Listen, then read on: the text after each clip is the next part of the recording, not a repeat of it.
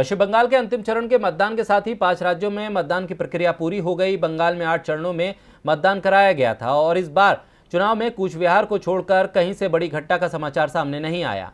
अंतिम चरण में भी मतदान शांतिपूर्ण तरीके से पूरा हुआ। तो अंतिम चरण में कहां कितना हुआ मतदान, देखिए इस रिपोर्ट में। पश्चिम बंगाल विधानसभा चुनाव में आज 8वें और आखिरी चरण का मतदान शांतिपूर्वक रहा। 8वें चरण में 35 सीटों पर मतदान हुआ, जहां 283 उम्मीदवारों की किस्मत ईवीएम में बंद हो गई। बंगाल में 294 में से 292 सीटों पर मतदान कराया गया। 2 सीटों पर मतदान से पहले उम्मीदवारों की जान चली जाने के कारण चुनाव को टाल दिया गया। अंतिम चरण में जिन 35 सीटों पर वोटिंग हुई उसमें मालदा की 6, वीरभूमि की 11, मुर्शिदाबाद की 11, कोलकाता नॉर्थ की 7 सीटें शामिल हैं। यहाँ आज सुबह से ही मतदाता पोलिंग बूथ के बाहर बड़ी संख्या में जुटने लगे थे। आज जिन लोगों ने अपने मताधिकार का प्रयोग किया उसमें बंगाल के राज्यपाल जगदीप धनखड़ भी शामिल थे।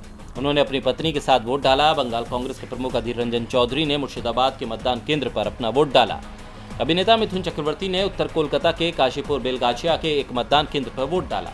अंतिम चरण की 35 सीटों पर करीब 79% मतदान की खबर है। मतदान के दौरान टीएमसी सांसद डेरेक ओब्राउन ने चुनाव आयोग पर सवाल खड़े करते हुए कहा कि संक्रमण के दौरान आयोग के फैसले से 71 लाख लोगों की जिंदगी मुश्किल में पड़ गई है। बंगाल में इस बार टीएमसी और बीजेपी के बीच कड़ा मुकाबला माना जा रहा है। टीवी लाइव की रिपोर्ट।